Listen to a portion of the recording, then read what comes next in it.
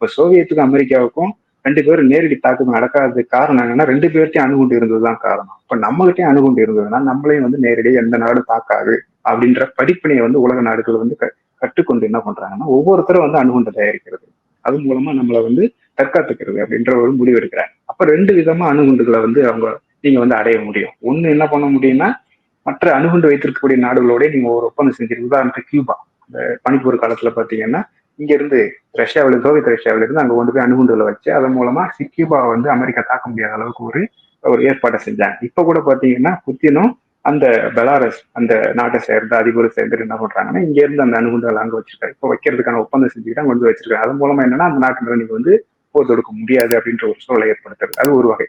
ரெண்டாவது என்னன்னா சொந்தமா நீங்களே அணுகுண்டு தயாரிக்கிறது, அதுக்கான வலிமையை தொழில்நுட்பங்களை பெருக்கிக்கிறது அப்படின்னு. அப்ப எந்த நாடும் உங்களுக்கு கொடுக்க முன் வரல அப்படின்னா உங்ககிட்ட ஒரே தெரிவு நீங்களே வந்து அணுகுண்டு தொழில்நுட்பங்களை வந்து கை கொண்டு நீங்களே வந்து அணுகுண்டு தயாரிக்கிறது, அதன் மூலமா வந்து மற்றவங்க வந்து உங்களை தாக்காத அளவுக்கு பாத்துக்கிறது அப்படின்னு. இப்ப ஈரான் விஷயத்துல பாத்தீங்கன்னா ஈரான் வந்து 2வது அந்த பாதையில கை கொண்டதை நம்ம புரிஞ்சுக்கலாம். அப்ப புரிஞ்சுக்கிட்டோம்னா அப்ப அவங்களுடைய நடவடிக்கையோட நோக்கம் என்னன்னா அணுகுண்டு தயாரிக்கிறது தான்.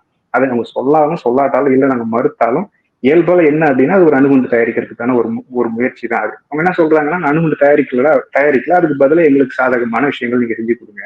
இப்போ உலகம் முழுக்க எங்களுக்கு சந்தைப்படுத்துறதுக்கு எங்க எண்ணெயை வந்து சந்தைப்படுத்துறதுக்கான நீங்க வாய்ப்புகள், அதை எங்க மேல விதிக்கப்பட்ட தடையை வந்து நீக்குங்க. அதனால நாங்க வந்து எல்லா நாடுகளும் மேல நாங்க எல்லா நாடுகளுக்கும் சென்று நாங்க எங்களுடைய பொருளை நாங்க வந்து சந்தைப்படுத்திக்கிறோம் அப்படின்னு சொல்லி அவங்க வந்து அதுக்கான ஒரு டிமாண்டா வைக்கிறாங்க.